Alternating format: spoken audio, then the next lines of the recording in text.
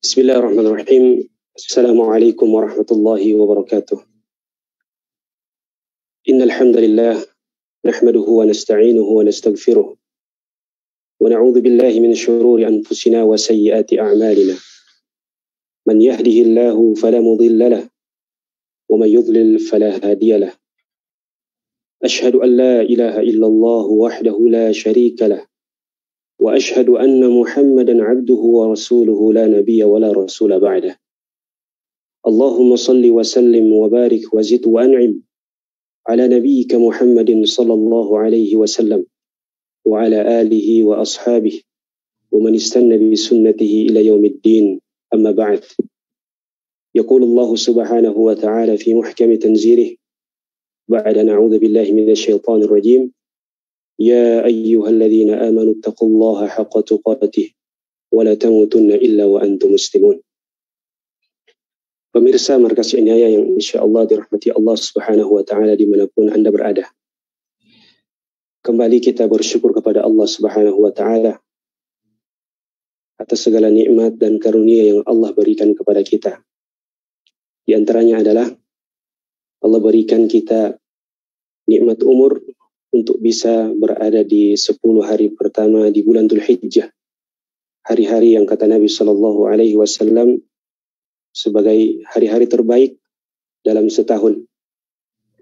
Ma min ayyamin al-'amalu salihu fihinna ahabbu ila Allah min hadhihi al-ayyam, yani al-'ashr min Dzulhijjah. Kita berdoa kepada Allah Subhanahu wa Ta'ala, semoga nikmat ini bisa kita manfaatkan, bisa kita gunakan untuk ketaatan kepada Allah Subhanahu wa Ta'ala. Selanjutnya, salawat serta salam senantiasa tercurahkan kepada Rasulullah Sallallahu Alaihi Wasallam, kepada istri, keluarga dan seluruh para sahabat radhiyallahu taala anhum ajma'in. Kita berdoa kepada Allah Subhanahu wa Ta'ala, semoga salawat yang tidak pernah bosan kita kirimkan kepada beliau itu menjadi sebab kita dapatkan syafaat di hari kiamat nanti. Amin ya rabbal alamin. Pemirsa Markas Inayah yang dirahmati Allah Subhanahu wa Ta'ala, insyaallah pada kesempatan kali ini alhamdulillah kami mendapatkan amanah untuk menyampaikan sebuah tema yang berkaitan dengan haji, sebuah ibadah yang sangat agung di dalam Islam, yaitu tentang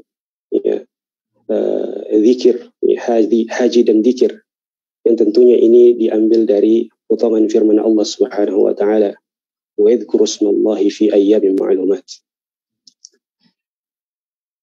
Jemaah sekalian rahmati Allah Subhanahu wa Ta'ala, tidaklah Allah Subhanahu wa Ta'ala menetapkan dan memerintahkan suatu ibadah kecuali pasti untuk maksud dan tujuan tertentu. Maksud dan tujuan ibadah ini bisa saja berbeda antara satu ibadah dengan ibadah yang lainnya, tergantung jenis ibadah itu sendiri. Karena secara garis besar ulama kita telah merumuskan bahwa ibadah itu terbagi menjadi 3 jenis. Ada ibadatun badaniyah, ibadah fisik, ada ibadatun maliyah, ibadah harta, dan ada ibadah maliyah wa badaniyah, ibadah fisik dan harta. Ibadah fisik contohnya salat. Salat memiliki maksud dan tujuan tertentu yang tidak dimiliki oleh ibadah-ibadah yang lainnya. Demikian juga dengan ibadah harta seperti zakat. Demikian juga dengan ibadah harta dan fisik seperti haji. Tapi tahukah Anda jemaah sekalian rahmati Allah, ada satu tujuan ibadah yang berlaku untuk semua jenis ibadah, entah itu salat, zakat, haji. Semua memiliki satu tujuan ibadah yang sama. Apa itu? Iya, itu adalah zikrullah, mengingat Allah Subhanahu wa Ta'ala. Maka apapun jenis ibadahnya, tujuannya adalah untuk mengingat Allah Subhanahu wa Ta'ala. Sebagai contoh kita ambil ibadah salat. Wa huwa a'dhamu arkanil Islam. Salat adalah ya, rukun Islam yang paling utama, yang paling agung. Allah Subhanahu wa taala berkata kepada Nabi Musa alaihi salam, wa aqimus salata li dzikri, dan tunaikanlah, dirikanlah salat untuk apa? Li dzikri, untuk mengingatku, kata Allah. Demikian juga dengan puasa dan zakat. Rasulullah sallallahu alaihi wasallam pernah ditanyakan, ayyus shaimina aktsaruhum ajran ya Rasulullah? Wahai Rasulullah, siapa orang yang berpuasa yang paling banyak pahalanya? Kata Nabi sallallahu alaihi wasallam, aktsaruhum lillahi dzikra, yang paling banyak berzikir, mengingat Allah Subhanahu wa taala. Demikian pula dengan zakat. Nabi SAW ditanyakan, siapa yang zakatnya itu paling banyak pahalanya? Kata Nabi, kata sahabat. Maka Rasulullah SAW mengatakan, aktsaruhum lillahi dzikra, yang paling banyak mengingat Allah Subhanahu wa taala. Demikian pula dengan ibadah haji. Bahkan ulama kita menyebutkan, ya, al-hajju kulluhu dzikr. Haji itu dari A sampai Z semuanya adalah dzikir kepada Allah Subhanahu wa taala. Dan ini sangat jelas dan dipertegas baik dalam Al-Qur'an maupun hadis-hadis Nabi sallallahu alaihi wasallam. Kita mulai dari ayat-ayat Allah Subhanahu wa taala di dalam Al-Qur'an. Kata Allah Subhanahu wa taala kepada Nabiullah Ibrahim, wa adzin fil nasi bil hajji ya'tuka rijalan wa ala kulli dhamirin ya'tina min kulli fajjin 'amiq. Dan serukanlah wahai Ibrahim kepada seluruh manusia untuk melaksanakan ibadah haji. Di antara mereka ada yang berjalan kaki, ada juga yang berkendaraan. Mereka datang dari seluruh penjuru dunia. Tujuannya untuk apa? Liyashhadu manafi'a lahum, untuk menyaksikan manfaat-manfaat yang banyak untuk mereka. Dan wa yadhkuru ismallahi fi ayyamin ma'lumat, dan agar mereka mengingat Allah Subhanahu wa taala, berzikir kepada Allah Subhanahu wa taala pada hari-hari yang telah ditentukan. Juga dalam ayat lain masih tentang atau masih dalam konteks ibadah haji, Allah mengatakan, "Fa idza afadtum min 'arafatin fadhkurullaha 'indal masy'aril haram." Apabila kalian bertolak dari Arafah menuju Muzdalifah, fadhkurullah, maka perbanyak mengingat Allah, berbanyak berzikir kepada Allah Subhanahu wa taala 'indal masy'aril haram, di Muzdalifah. Lalu Allah tegaskan kembali, wadhkuruhu kama hadakum. Ingatlah Allah, berzikirlah kepada Allah Subhanahu wa taala kama hadakum, al-kaf li ta'lim, karena Allah telah memberikan hidayah kepada kalian. Wa in kuntum min qablihi laminadh dhalin. Padahal sebelumnya kalian mungkin termasuk orang-orang yang lalai bahkan sesat, ya, belum mengetahui petunjuk. Apakah cukup sampai situ? Tidak. Kalau kita loncat lagi, kita akan temukan perintah untuk mengingat dan berzikir kepada Allah Subhanahu wa taala, wadhkurullaha fi ayyamin ma'dudat. Ingatlah Allah, berzikirlah kepada Allah Subhanahu wa taala pada hari-hari yang telah ditentukan. Bahkan perintah yang sama untuk memperbanyak zikir kepada Allah Subhanahu wa taala ini datang setelah kita melaksanakan ibadah haji. Allah mengatakan, fa idza qadaytum manasikakum fadhkurullaha kadzikrikum aba'akum. Apabila kalian telah selesai melaksanakan ibadah haji yang super padat itu, fadhkurullaha kadzikrikum aba'akum, maka perbanyaklah untuk mengingat Allah, senantiasa berzikir kepada Allah Subhanahu wa taala. Jangan pernah putus berzikir kepada Allah Subhanahu wa taala. Kadzikrikum aba'akum, sebagaimana kalian mengingat orang tua kalian. Aw ashadda dzikra, bahkan lebih dari itu. Kenapa? Karena biasanya seorang itu tidak akan pernah lupa dengan orang tuanya. Tidak ada seorang anak yang lupa dengan orang tuanya. Pasti dia akan selalu ingat. Kenapa? Karena dia tahu orang tuanya ini yang merawat dia dari kecil. Orang tuanya yang menjaga dia dari kecil sehingga dewasa. Sehingga dia mudah untuk mengingat orang tuanya. Nah, jika itu yang menjadi sebab dia mengingat orang tuanya, maka harusnya Zikir dia, ingat dia kepada Allah Subhanahu wa taala lebih lagi dari itu. Kenapa? Karena yang memberikan dia nikmat dan yang memberikan nikmat kepada orang tuanya itu adalah Allah Subhanahu wa taala. Wa ma bikum min ni'matin faminallah. Dan semua nikmat yang sampai kepada kita, baik yang kecil maupun yang besar, maupun yang baik yang kita ingat maupun yang kita lupa, semuanya datang dari Allah Subhanahu wa taala. Pemirsa Markas Inayah yang dirahmati Allah Subhanahu wa taala. Selanjutnya, marilah kita cek perintah zikir ini di dalam ibadah haji atau syiar zikir ini dalam ibadah haji. Dalam hadis Nabi sallallahu alaihi wasallam mengatakan, "Innama ju'ila at-tawafu bil baiti was-sa'yu baina as-safa wal marwah wa ramyul jimar li iqamati dzikrillah ta'ala." Kata Nabi sallallahu alaihi wasallam, innama tufidul hasr. Sesungguhnya hanya, itu kalau diartikan dalam bahasa Indonesia, ju'ilat tawafu. Tawaf mengitari Ka'bah. Kemudian sa'i di antara Safa dan Marwah. Wa ramyul jimar, dan melempar jumrah. Tujuannya itu semua adalah hanya untuk iqamati dzikrillah, menegakkan zikir dan mengingat Allah Subhanahu wa ta'ala. Maka dari sekian banyak dalil yang telah kita sebutkan, ini menunjukkan bahwasanya kualitas ibadah seseorang, bahkan kuantitas pahala yang akan dia peroleh dari ibadah yang dia lakukan, itu tergantung kualitas zikirnya, mengingatnya kepada Allah Subhanahu wa ta'ala. Bahwasanya mabrur tidaknya haji seseorang bisa diukur sejauh mana dia berzikir kepada Allah Subhanahu wa ta'ala. Maka jemaah sekalian rahmati Allah Subhanahu wa ta'ala, baik Anda yang sebentar lagi akan melaksanakan atau masuk pada inti daripada manasik haji, ataupun Anda yang berniat akan melaksanakan ibadah haji, maka selalu ingat bahwa tujuan besar daripada ibadah haji ini adalah berzikir kepada Allah Subhanahu wa ta'ala. Pemirsa Markas Inayah yang dirahmati Allah Subhanahu wa ta'ala. Lalu kemudian muncul pertanyaan, apa zikir terbaik ketika ibadah haji?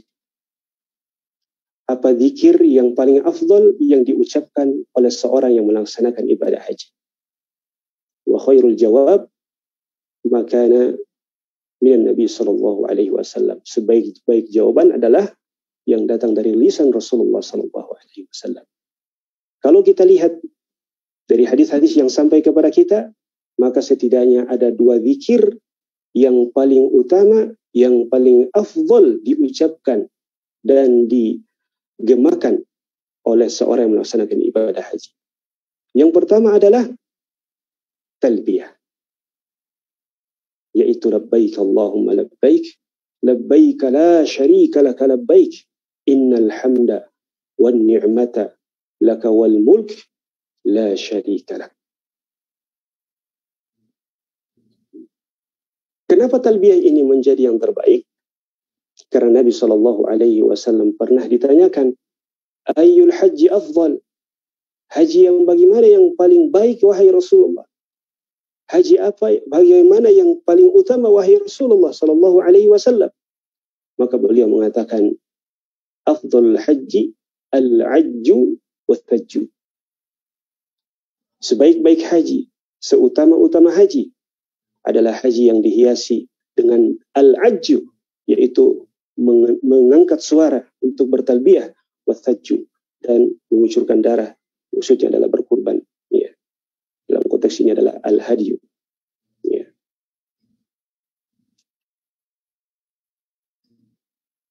Mungkin kita bertanya, kenapa talbiyah ini menjadi ikon utama, zikir yang paling afdal dalam manasik ibadah haji? Maka jawabannya adalah karena makna yang terkandung di dalam kalimat talbiyah itu sendiri. Al-Imam Ibnu Qayyim rahimahullahu ta'ala dalam beberapa kitabnya menyebutkan rahasia yang terkandung dalam kalimat talbiyah ini. Yang kemudian ini akan menjadi jawaban dari pertanyaan kita, kenapa talbiyah menjadi ikon utama ibadah haji. Yang pertama, kata beliau rahimahullah ta'ala, talbiyah bermakna istijabah. Talbiyah bermakna menjawab, memenuhi panggilan Allah subhanahu wa ta'ala. Maka ibadah haji tujuannya bukan hanya untuk mendongkrak, mengupgrade status sosial kita di mata manusia, ataupun hanya sekedar untuk melengkapi titel kita yang sebelumnya hanya Mubarak Umar, jadi Haji Mubarak Umar, tidak. Tapi benar-benar haji murni untuk menjawab panggilan Allah Subhanahu wa taala lewat lisan Nabiullah Ibrahim alaihissalam sebagaimana yang telah kita sebutkan pada ayat sebelumnya. Makna kedua yang terkandung dalam talbiyah, kata Ibnu Qayyim rahimahullah, adalah cinta, al-mahabbah, wal ikhlas, keikhlasan, wat tadallul, ketundukan, wansyirahus sadr, dan kelapangan hati. Jadi bukan hanya sekedar menjawab panggilan Allah. Karena tidak semua orang yang menjawab panggilan itu dia cinta. Boleh saja dia terpaksa. Ya, karena seperti orang yang dipanggil oleh atasan. Ya, boleh saja dia terpaksa. Ya. Sementara mungkin lagi tidur atau istirahat, tiba-tiba ditelepon oleh atasannya. Bukan panggilan seperti itu yang Allah mau. Memenuhi panggilan yang Allah mau adalah panggilan yang diiringi dengan rasa cinta, keikhlasan, ketundukan kepada Allah Subhanahu wa taala, dan juga rasa gembira, ya, kelapangan hati ketika menjawab panggilan Allah Tabaraka wa taala. Bahkan tanpa 4 hal ini, 40 hari di kota suci, dengan cuaca yang begitu panas dan fasilitas yang sangat terbatas, bahasa yang berbeda-beda, bahkan kegiatan yang super padat, itu hanya akan menjadi beban yang berat, bahkan membosankan bagi jamaah haji. Lain cerita kalau itu dilakukan dengan cinta, lain cerita jika itu dilakukan dengan ikhlas, lain cerita jika itu dilakukan dengan ketundukan. Ya. Ini perlu digarisbawahi, ketundukan. Karena banyak ibadah yang mungkin tidak bisa kita nalar dengan logika kita. Apa yang kita capek-capek putar Ka'bah, mengitari Ka'bah? Apa yang kita bolak-balik Safa dan Marwah? Apa yang kita jauh-jauh ya, dari perkemahan kita kemudian pergi ke tempat lempar jumrah. Ya. Kemudian sampai di sana hanya melempar batu. Ini kalau tidak dibarengi dengan ketundukan, itu hanya akan melahirkan keberatan dalam hati dan juga menjadi beban dalam jiwa. Kemudian yang ketiga, kata Ibnu Qayyim rahimahullah ta'ala, di antara makna talbiyah adalah yatadhammanu ma'na al-iqtirab, mendekatkan diri kepada Allah Subhanahu wa taala. Tentu mendekatkan diri kepada Allah Subhanahu wa taala itu dengan cara memperbanyak ketaatan kepada Allah, ya, dan menjauhi segala larangan, menjauhi kemaksiatan, menjauhi dosa. Sebab dosa, maksiat itu adalah sekat yang menjauhkan seorang hamba dari Allah Subhanahu wa taala.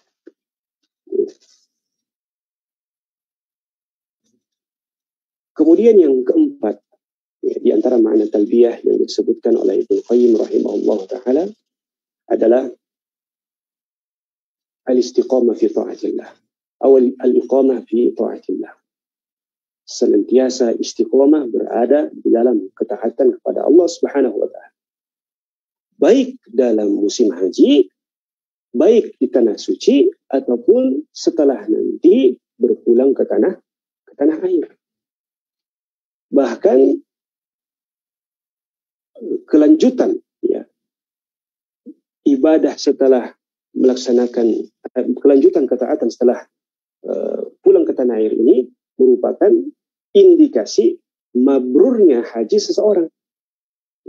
Merupakan indikasi mabrurnya haji seseorang, karena min alamati qabul al-ibadah an tuwallid al-hasanah ba'daha. Di antara tanda diterimanya ibadah seseorang adalah jika kebaikan itu akan melahirkan kebaikan yang lain. Dan jangan sampai benang ketaatan yang telah kita rajut selama 40 hari tanah suci itu kita cerai-beraikan sendiri dengan tangan kita sendiri. Waliyadzubillah.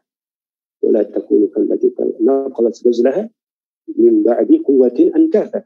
Ya. Janganlah kalian seperti wanita yang memintal benangnya secara erat. Ya, sudah dijahit kuat-kuat, lalu kemudian dia cerai-beraikan kembali, dan anehnya dengan tangan dia sendiri. Waliyadzubillah.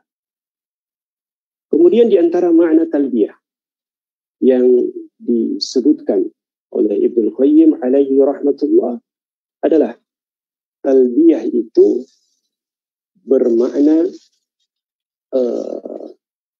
al-i'tiraf bi ni'matillah, mengakui bahwa nikmat itu datangnya dari Allah Subhanahu wa taala. Makanya kita katakan innal hamda wan ni'mata laka. Sesungguhnya pujian dan nikmat adalah untukmu ya Allah. Termasuk nikmat harta yang kita kumpulkan untuk bisa naik haji. Termasuk kita mendapatkan porsi untuk bisa haji tahun ini. Semuanya datang dari Allah Subhanahu wa taala. Ya. Bahkan sebagian kisah dari jamaah haji, ya, ada yang harusnya berangkat mungkin tahun 2024 atau 2025, tapi ternyata dimajukan. Ya. Rasa di sisi lain ada orang yang harusnya berangkat tahun 2022 ternyata diakhirkan, ya, menjadi 2027. Dan ini baru saya baca di Facebook, ya, Ustadz saya. Ya. Jadi ini nikmatul istighfar, nikmat betul-betul murni Allah yang memilih kita untuk menjadi hamba Allah di tahun ini. Kemudian juga di antara makna talbiyah yang disebutkan oleh Ibnu Qayyim rahimahullah, atau hakikat talbiyah yang disebutkan oleh beliau, bahwa talbiyah itu mengandung tauhid, mengandung kalimat tauhid yang merupakan miftahul jannah, kunci surga. Kita mengatakan dalam talbiyah kita, labbaik Allahumma labbaik, labbaik la syarika laka labbaik. Ya Allah, kami menjawab seruanmu, la syarika lak, tidak ada sekutu bagimu. Dan ini merupakan esensi daripada tauhid yang merupakan miftahul jannah, kunci seseorang masuk ke dalam surga. Ya. Oleh karenanya tidak heran ketika Nabi SAW memberikan janji kepada orang yang berhaji dan hajinya mabrur, balasannya adalah surga. Kata Nabi SAW, al-hajjul mabrur laysa lahu jazaa'un illa jannah. Haji mabrur tidak ada balasan baginya kecuali surga Allah Subhanahu wa taala. Kalau seseorang mengetahui balasan dari ibadah haji yang dia lakukan adalah surga Allah Subhanahu wa taala, maka segala bentuk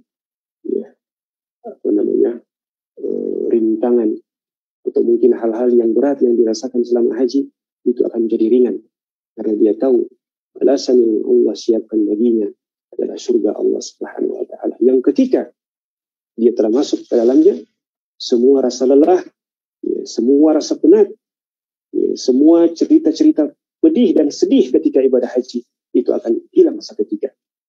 Sebagaimana yang disebutkan oleh Nabi Shallallahu Alaihi Wasallam dalam hadis yang diriwayatkan oleh Imam Muslim, bahwa kelak di hari kiamat nanti Allah Subhanahu Wa Taala akan undang orang yang paling sengsara di dunia.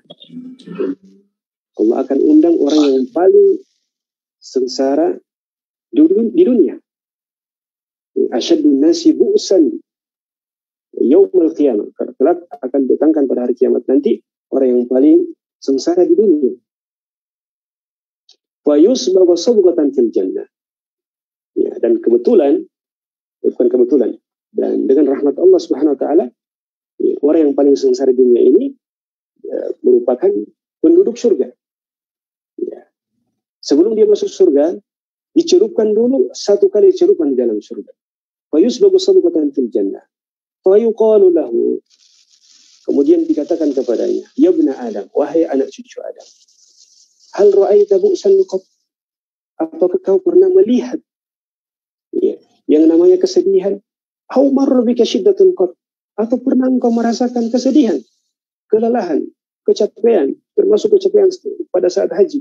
Kata orang itu, la ya Rabbi, ma ra'aitu syiddatan qat wala ra'aitu bu'san qat wala marra bi syiddatun qat.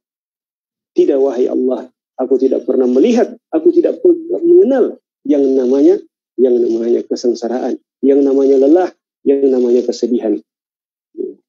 Demikian juga yang akan dikatakan kepada seluruh ya jamaah haji yang berkorban dengan jiwa dan hartanya ya, untuk Allah Subhanahu wa taala. Pemirsa markas yang dirahmati Allah Subhanahu wa taala. Kemudian zikir kedua terbaik ya, yang diucapkan oleh jamaah haji ketika melaksanakan ibadah haji adalah la ilaha illallah wahdahu la syarikalah lahul mulku wa lahul hamdu wa huwa ala kulli syai'in qadir. Zikir yang bisa dibilang mungkin mustahil seorang muslim tidak hafal zikir ini, karena diucapkan setelah salat ya. Dan ini sesuai dengan hadis Nabi Shallallahu Alaihi Wasallam. Beliau mengatakan khairu doa yaumi Arafah. Sebaik-baik doa adalah doa yang diucapkan ketika hari Arafah, itu pada tanggal 9 Dzulhijjah. Wa khairu ma qultu ana wan nabiyyuna min qabli la ilaha illallah wahdahu la syarika lah lahul mulku wa lahul hamdu wa huwa ala kulli syai'in qadir. Dan doa terbaik, zikir terbaik yang aku ucapkan dan juga nabi-nabi sebelumku adalah la ilaha illallah wahdahu la syarikalah lahul mulku wa lahul hamdu wa huwa ala kulli syai'in qadir. Karenanya jika Anda termasuk yang Allah Subhanahu wa taala pilih untuk melaksanakan ibadah haji tahun ini, ya insyaallah tinggal beberapa hari lagi hari Arafah yang merupakan ruknun rokin, merupakan inti daripada ibadah haji. Al-hajju Arafah, kata Nabi SAW, haji itu adalah Arafah. Ya, inti daripada haji, jantungnya haji adalah hari Arafah. Ya, berbanyaklah untuk mengucapkan zikir ini. Ya. Jemaah sekalian rahmati Allah Subhanahu wa taala, mungkin di antara kita atau sebagian kita bertanya-tanya, kenapa bisa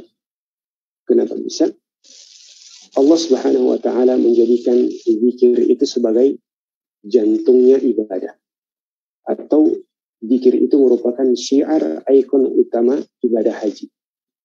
Ibadah haji yang kita sudah persiapkan betul-betul dengan perjuangan. Mungkin ada yang 1 tahun, 2 tahun, 3 tahun, 4 tahun, 5 tahun, bahkan bertahun-tahun. Apalagi saya sempat baca bahwasanya ada daerah yang masa menunggunya itu sampai sekitar 90 tahun. Ya. Masya Allah. Tapi ternyata Allah menjadikan inti daripada ibadah haji adalah zikir yang mungkin bagi sebagian kita zikir itu adalah ibadah yang mudah. Maka jawabannya adalah ini adalah bagian dari rahmat Allah Subhanahu wa taala. Di antara rahmat Allah Subhanahu wa taala untuk hambanya, ibadah haji yang agung dijadikan inti atau ibadah yang paling agung di dalamnya adalah zikir kepada Allah Subhanahu wa taala yang sangat mudah, yang itu bisa dilakukan oleh siapa saja. Artinya, jika ada orang yang haji, kemudian dia tidak bisa memaksimalkan zikirnya kepada Allah Subhanahu wa taala, berarti dia betul-betul yastahiqul hirman. Dia betul-betul orang yang sangat terhalangi dari kebaikan Allah Subhanahu wa taala. Berarti memang ada masalah pada orang. Karena kenapa? Ibadah zikir adalah ibadah yang sangat mudah. Ibadah zikir adalah ibadah yang sangat mudah. Berbeda dengan ibadah-ibadah yang lain yang mungkin membutuhkan syarat-syarat yang banyak. Seperti salat harus menghadap kiblat. Ya. Kemudian min arkanihi harus dalam berdiri bagi yang mampu. Adapun zikir kita bisa melaksanakannya dalam keadaan berdiri, dalam keadaan duduk, bahkan dalam keadaan berbaring. Ya. Oleh karenanya, sering saya mengatakan bahwasanya goal atau tujuan daripada ibadah haji ini adalah supaya melahirkan pribadi muslim yang gemar berzikir kepada Allah Subhanahu wa taala. Oleh karenanya Aisyah radhiyallahu anha ketika menggambarkan tentang sosok Nabi SAW, beliau mengatakan wa kana yadhkurullaha fi kulli ahyan. Adalah Rasulullah SAW sosok yang senantiasa berzikir kepada Allah dalam setiap kondisi. Dalam setiap kondisi, dalam setiap keadaan. Dan inilah yang dipraktekkan oleh para ulama kita. Syekh bin Baz rahimahullah ta'ala.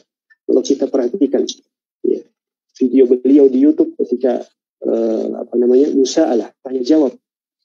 Ketika beliau mendengar pertanyaan dari penanya, kalau kita pakai headset mendengarnya, kita akan dengar bagaimana beliau memanfaatkan waktu mendengarkan pertanyaan itu dengan apa? Beristighfar kepada Allah Subhanahu wa ta'ala, berzikir kepada Allah Subhanahu wa ta'ala. Wa hakadha da'bul ulama. Inilah ulama yang hakiki, yang senantiasa berzikir kepada Allah Subhanahu wa ta'ala. Dan anehnya, ajibnya jemaah sekalian, meskipun ibadah haji ini merupakan ibadah yang sangat mudah, tetapi banyak yang lalai darinya. Padahal dia telah mengetahui, bahkan mungkin sudah menghafal hadis-hadis, ayat-ayat yang berkaitan dengan keutamaan zikir itu sendiri. Illa man waffaqahu Allah, kecuali yang Allah Subhanahu wa taala berikan taufik. Kita teringat dengan hadis Nabi sallallahu alaihi wasallam ketika beliau bersama para sahabat, beliau mengatakan, ala unabbiukum bi khairi a'malikum wa azka 'inda malikikum wa arfa'iha fi darajatikum wa khairul lakum min adh-dhahabi wal warq wa khairul lakum min an talqaw aduwakum fatadribu a'naqahu wa yadribu a'naqakum. Qalu bala. Rasulullah sallallahu alaihi wasallam bertanya kepada sahabat atau mengatakan pada sahabatnya, wahai para sahabatku, maukah kalian aku beritahukan tentang suatu amalan yang paling baik untuk kalian? Wa azkah 'inda malikikum, dan yang paling mulia di sisi Rabb kalian. Dan lebih baik daripada kalian menginfakkan al-dhahab wal fiddah, menginfakkan emas dan perak. Bahkan lebih baik daripada kalian keluar ke medan perang, menemui musuh kalian, mereka penggal leher kalian dan kalian penggal leher mereka. Qalu bala. Sahabat radhiyallahu taala anhum ajma'in tanpa pikir panjang langsung mengatakan, bala ya Rasulullah. Iya ya Rasulullah. Kami ingin tahu amalan apa itu. Jawaban Rasulullah sallallahu alaihi wasallam sangat-sangat mengagetkan kita. Beliau menjawab, zikrullah. Zikir kepada Allah. Mengingat Allah subhanahu wa ta'ala. Jemaah sekalian berahmati Allah Subhanahu wa ta'ala. Kemudian kami juga mengutip ulasan dari Ibnu Taimiyah rahimahullah taala tentang level-level zikir. Beliau menyebutkan bahwasanya level zikir itu ada 3 atau 4. Yang pertama adalah al-dzikru bil qalbi wal lisan. Zikir dengan hati dan lisan. Zikir dengan hati dan lisan. Wa hadha huwal maqbul. Dan inilah yang paling bagus. Kemudian yang kedua adalah al-dzikru bil qalbi. Zikir dengan hati. Zikir dengan hati. Kata beliau, orang yang melakukan atau orang yang berzikir dengan hati tanpa lisan, kalau ia lakukan itu karena memang tidak bisa untuk berzikir dengan lisan, mungkin karena di tempat-tempat yang memang tidak disyariatkan untuk melafadzkan zikir, tapi tetap bisa untuk berzikir dengan hati, maka kata beliau, ini benar, ini baik. Tetapi jika dia hanya berzikir dengan hati, tidak berzikir dengan lisan, padahal dia mampu dan tidak ada halangan baginya, fatarkun lil afdal, maka dia meninggalkan hal yang lebih utama. Kemudian yang ketiga, kata beliau, level zikir yang ketiga adalah zikrun bil lisan. Zikir dengan lisan saja, tanpa ada dirasapi dengan hati. Maka kata beliau, ini tidak tercela juga. Ya. Bahkan ini yang dimaksud dalam hadis Nabi Shallallahu Alaihi Wasallam, la yazalu lisanuka rutaban bi dzikrillah subhanahu wa ta'ala, rutaban bi dzikrillah subhanahu wa ta'ala. Di antara amal yang terbaik adalah senantiasa lisanmu itu basah dengan berzikir kepada Allah subhanahu wa ta'ala. Kemudian level yang keempat adalah orang yang tidak berzikir dengan lisan, tidak pula dengan hati. Beliau mengatakan, wahada aksarul aksarin. Ini adalah orang yang paling merugi. Kenapa? Karena tadi ibadah zikir adalah ibadah yang paling mudah. Bahkan saking mudahnya, Allah subhanahu wa ta'ala perintahkan kita bukan hanya sekadar berzikir, tapi memperbanyak zikir. Kata Allah subhanahu wa ta'ala, ya ayyuhalladzina amanu dzkurullaha dzikran katsira. Wahai orang beriman, berzikirlah engkau kepada Allah subhanahu wa ta'ala dengan zikir yang banyak. Demikian yang bisa kami sampaikan. Apabila ada kekurangan mohon dimaafkan. Yang benar datang dari Allah, dan yang keliru itu datang dari saya sendiri. Allah wa rasuluhu bari'un min dzalik. Allah dan Rasulnya terbebas dari itu semua. Hada sallallahu nabiyina Muhammad wa ala alihi wasallam. Assalamualaikum warahmatullahi wabarakatuh.